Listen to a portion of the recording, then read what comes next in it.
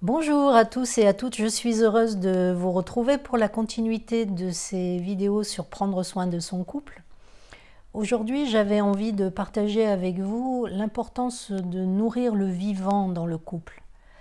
Euh, Naturellement, ce vivant, on va beaucoup le nourrir au début de la relation.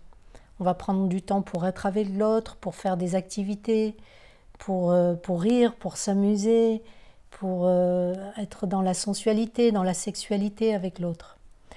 Malheureusement, petit à petit, spécialement si on vit avec l'autre, on va avoir tendance à se reposer un peu sur nos lauriers, hein, en disant ben, ça y est, hein, l'autre est acquis et acquise, le couple est construit et on va tout simplement être là, rentrer le soir, manger, passer un petit moment et puis après vont arriver les enfants ou des demandes professionnelles qui vont prendre de plus en plus de place.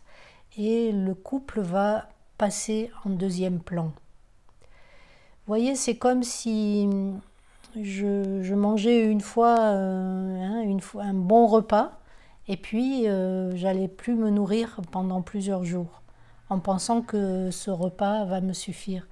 Ben non, on a besoin de manger régulièrement, hein. Sinon on est affamé, sinon on dépérit. C'est la même chose pour le couple. Même si on l'a beaucoup nourri au début, on ne va pas pouvoir vivre et survivre sur ses souvenirs. On a besoin régulièrement de nourrir le couple. Notre couple a besoin régulièrement d'être nourri dans son vivant. Tout spécialement s'il y a des enfants, parce que la tendance va être de devenir un couple de parents et on va surtout nourrir la relation d'être de bons parents ensemble envers les enfants. Alors que le fondement, rappelez-vous, hein, dans les premières vidéos, le fondement c'est vraiment le couple. Si le couple va bien, les enfants vont bien aller. Et pour que le couple aille bien, eh bien il faut le nourrir dans ce qui est vivant. Quand je reçois des couples en séance, souvent une des premières choses que je demande, c'est comment est-ce que vous nourrissez le couple. Ça me permet, j'ai envie de dire, de comprendre dans quel état est le couple. Est-ce qu'il est affamé? Est-ce qu'il est suffisamment nourri? Et vous avez vu, hein, en tout cas, je ne sais pas si vous êtes comme moi, mais moi, quand je suis affamée, je deviens nerveuse, hein, et je deviens irritable. J'ai remarqué que c'est souvent comme ça aussi dans un couple. S'il n'est pas nourri, alors tous les petits tracas du quotidien vont prendre beaucoup trop d'importance. Alors que si j'ai bien nourri mon couple, si j'ai dans ma banque d'amour, hein, dans ma banque du vivant, j'ai un bon pactole d'amour, un bon pactole de présence, eh bien tous les petits tracas du quotidien auront moins d'importance. Donc souvent, je vais conseiller à ces couples qui sont un peu affamés que chaque partenaire puisse établir une liste de ce qu'il aime vivre avec l'autre, de ce qui lui fait plaisir, de comment il se sent vivant avec l'autre.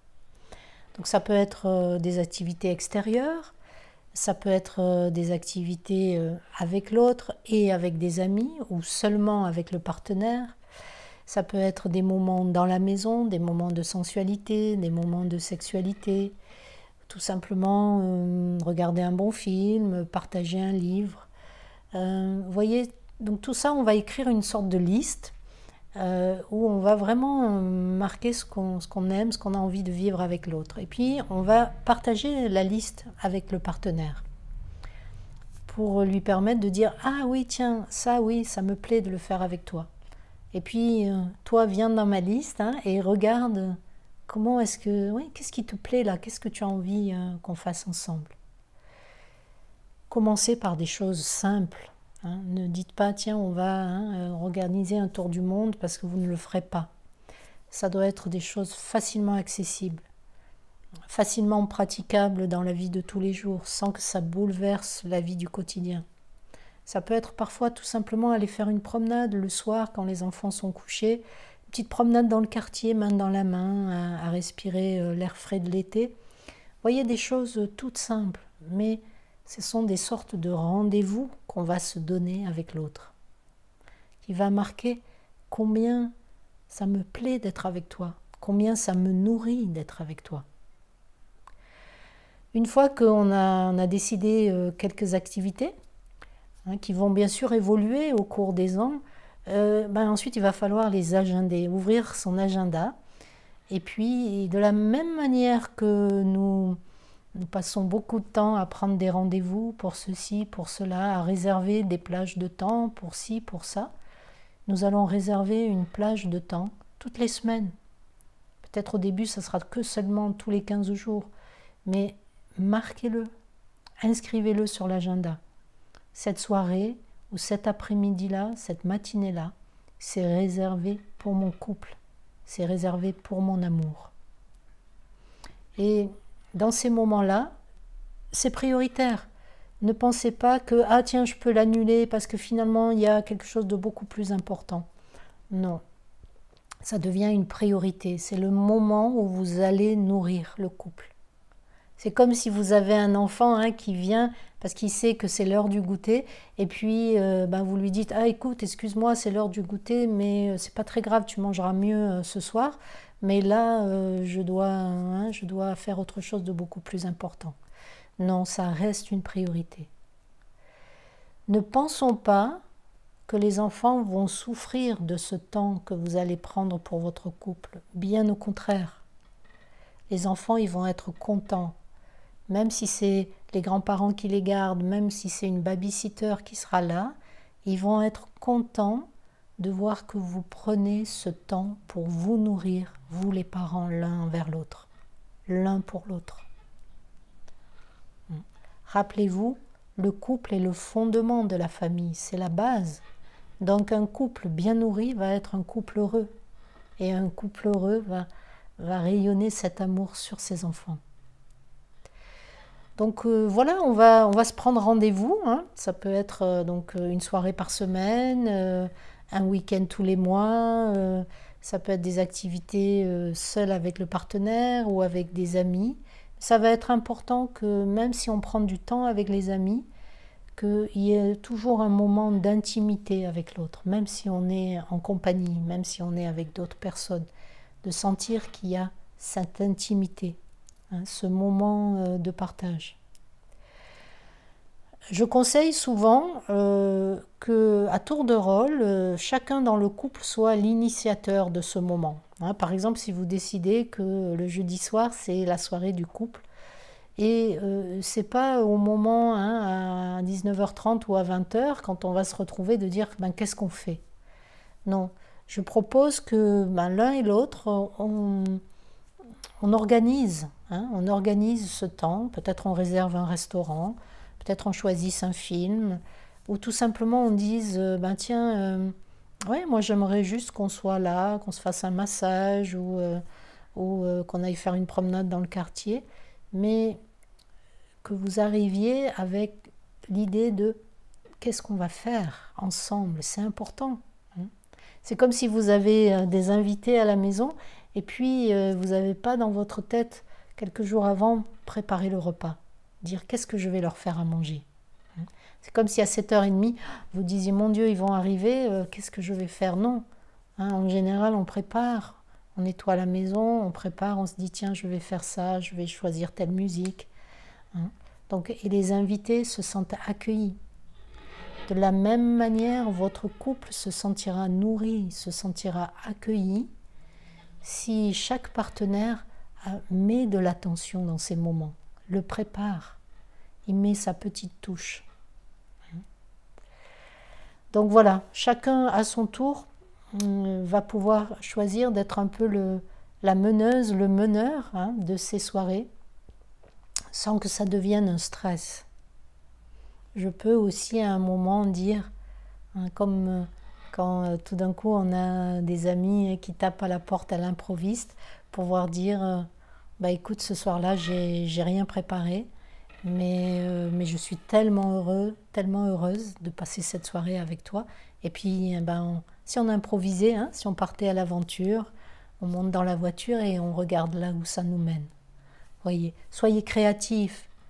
soyez innovant, soyez aventureuse dans la relation du couple, dans comment nourrir le couple. Surprenez l'autre. C'est ça qui va rendre le couple vivant. Outre les activités pour nourrir le vivant, j'aimerais aborder bien sûr tout ce qui va concerner la valorisation. Tous les mots qui vont nourrir quotidiennement le couple. Les remerciements, la valorisation.